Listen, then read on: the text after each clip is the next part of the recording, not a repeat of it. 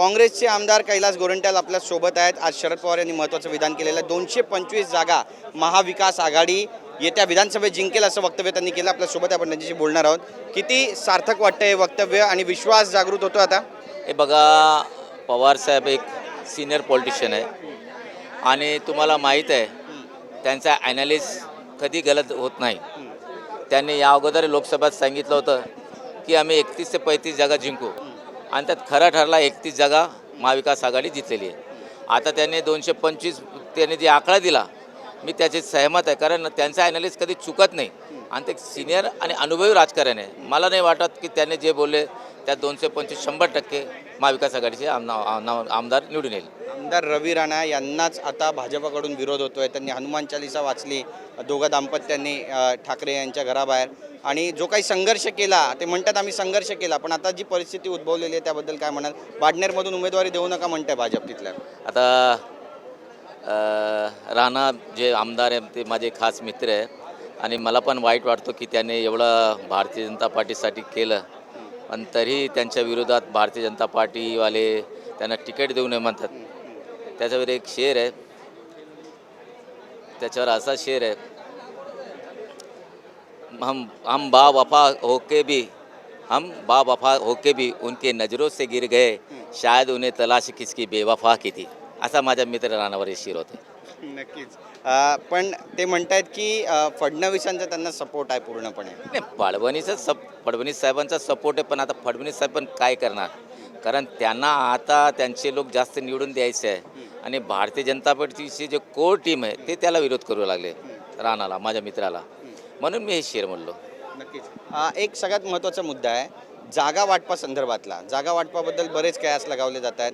आता 160 जागा जे आहेत ते भाजप मागत आहे. 100 जागा, 90 ते 100 जागाचा दावा वर्धापन दिनाच्या दिवशी आपण पाहिलं की शिवसेनेच्याच नेत्यांनी केला होता. मग अजितदादांना किती जागा मिळणार हा प्रश्न उद्भवतो. हे बघा, आज तर काही बोलू शकत नाही यावर, पण उद्या जे भूकंप येईल तुम्हाला माहीत आहे की हे महायुतीमध्ये एक उमेदवार पडणार आहे.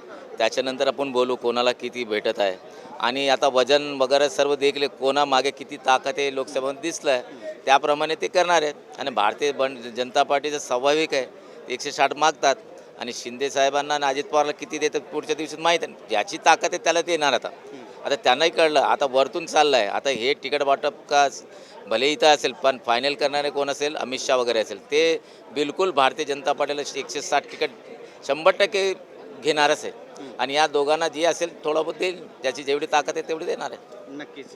पण यामुळे फरक पडेल काही महाराष्ट्रामध्ये?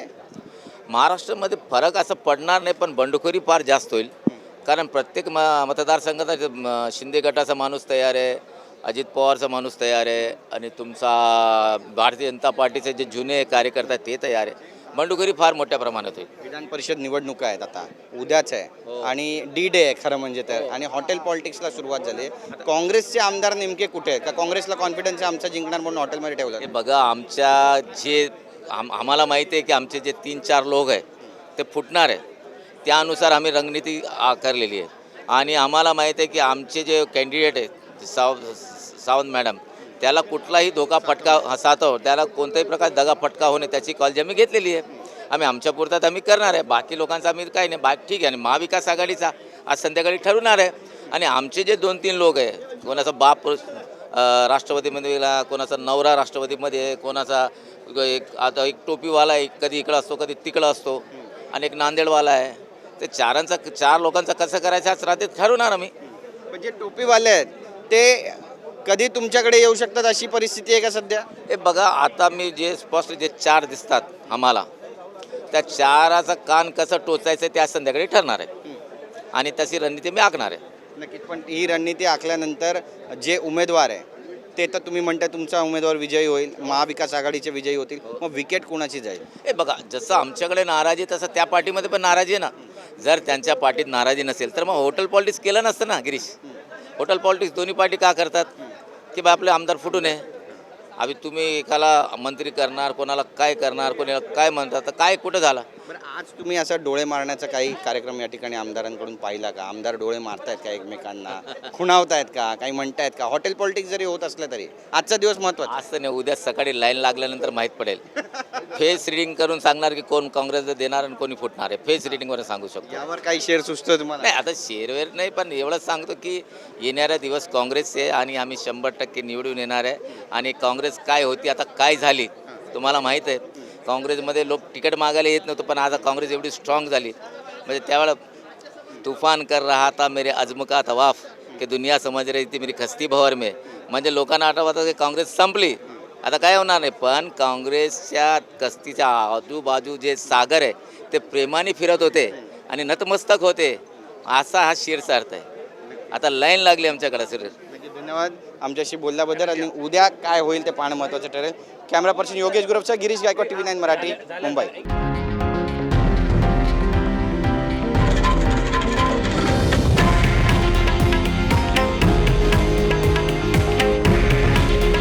हे आहे देशातील नंबर 1 न्यूज नेटवर्क आणि आपण पाहत आहात TV9 मराठी. काळजी तुमची, हित महाराष्ट्राचं.